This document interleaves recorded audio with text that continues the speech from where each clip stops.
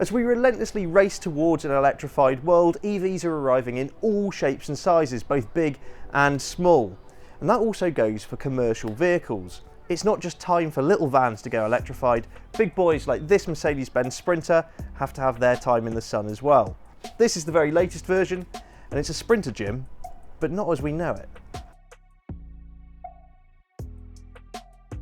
Now I know it might look like I'm presenting the design part of this video review from inside the back of the van, and that's because I am presenting it from the back of the van. It's become the world's windiest day out there, so I have heroically taken shelter in here.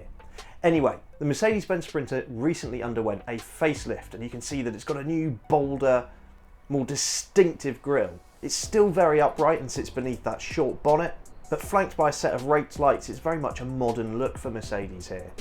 To be totally honest with you, the rest of the design stays exactly the same. And that's no bad thing, because this van's here to do some work and not make a fashion statement. Of course, being a product of the three-pointed star, it's perceived to be more premium. Short of the odd bit of electric badging, passerbys wouldn't even know that this van needs to be plugged in.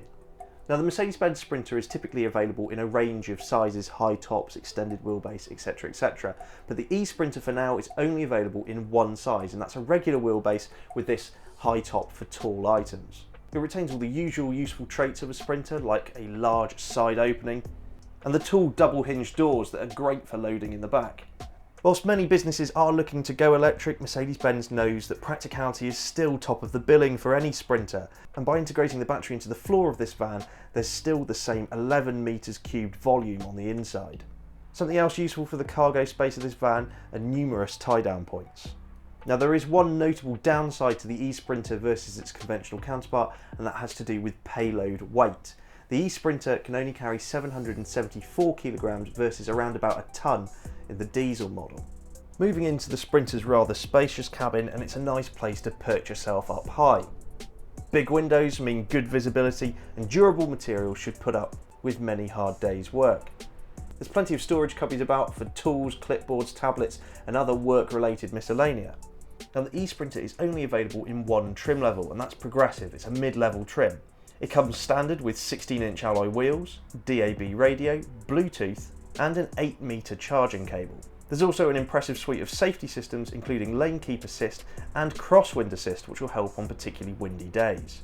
Cabin durability is a high priority for those looking to run these for extended periods of time, and the good news is that the Sprinter scores highly.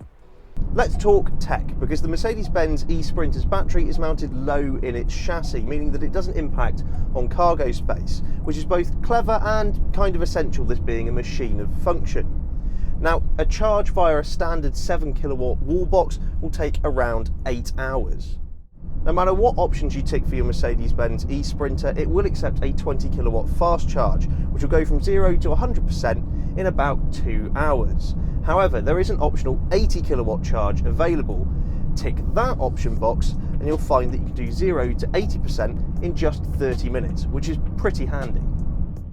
Now, that battery is connected to a 114 brake horsepower electric motor. The van itself is limited to a top speed of 83 miles per hour, and the total range on a full charge is 96 miles.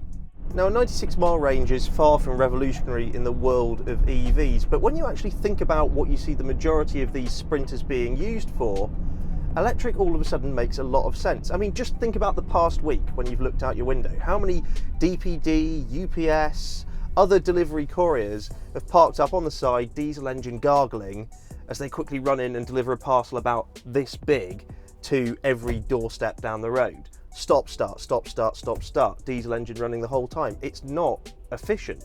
And generally speaking, these vehicles do less than 100 miles a day of these short little journeys. They're then parked back up at the depot and ready to go for the next morning. Now, in that regard, for sort of a door-to-door hopping vehicle, the eSprinter makes a lot of sense, because you can charge it up in the depot overnight, it's ready to go in the morning, and you're clean motoring the whole time. It's more efficient, it's more cost effective for a business in terms of fuel, lower maintenance costs, potentially around 30% less maintenance costs on an EV van than, say, your traditional combustion engine. And whilst a diesel Sprinter is traditionally used for hauling big loads up and down a motorway or between depots, when you think about how much online ordering that's been going on lately, the current global crisis, and probably this trend is going to continue on into the future. Having a big van to do small journeys makes much more sense than having a fleet of small vans. So what's the electric Sprinter like to drive? Well, by and large, quite a lot like the regular Sprinter, which is no bad thing, because that's an incredibly accomplished van that knows the value of ergonomics and comfort. I say this every time I review a van, but a van driver's office is right here. They're going to be spending many hours, potentially non-stop, behind the wheel here. So in the same way that you need a comfortable chair in an office, in the same way that you need to have the correct posture, that is what's important here. You're putting a human being in a confined space for a serious amount of time. It needs to be comfy. So Mercedes know the value of having well-postured, well-bolstered seats, which are pretty nice and comfy, and actually upgraded to a faux leather for a relatively small amount of money in this vehicle. The suspension's pretty cosseting, which is great for both driver and cargo, and the steering is really light. It really takes very little effort to operate this van whatsoever. Of course, one of the biggest differences is the general lack of noise, because there's no engine noise or vibration coming back through into the cabin, and that doesn't sound like much, but it does create this more tranquil, zen-like atmosphere, like it does in almost all electric cars. And it's nice. It's like not having continuous background noise in your ear, and it's a little bit more relaxing. Add to that the totally standard full-size bulkhead behind me, and not only does that bulkhead prevent any cargo spilling out into the front and potentially harming me, but also it isolates the noise in the rear. It's a big echoey space back there, remember, and there's wind and road noise and all that. And the cabin, again, is sort of this isolated bubble, which is nice. You're spending a lot of time in here. It's important to be comfortable in your workspace. Now, this EV hasn't been geared towards headline-grabbing acceleration figures like a Tesla or anything like that, and why would it be? It's a working vehicle, it's more about efficiency. But what I will say is that Mercedes engineers have actually engineered this vehicle to be very natural, very predictable, very progressive, and actually very much like the combustion engine vehicle. There's no sudden leap of acceleration, there's a steady swell of torque. Yes, of course, it's available from the get-go. That's the nature of an electric vehicle, and that immediate torque, particularly in junctions and pulling out of driveways and joining faster roads, is a really big asset for a van.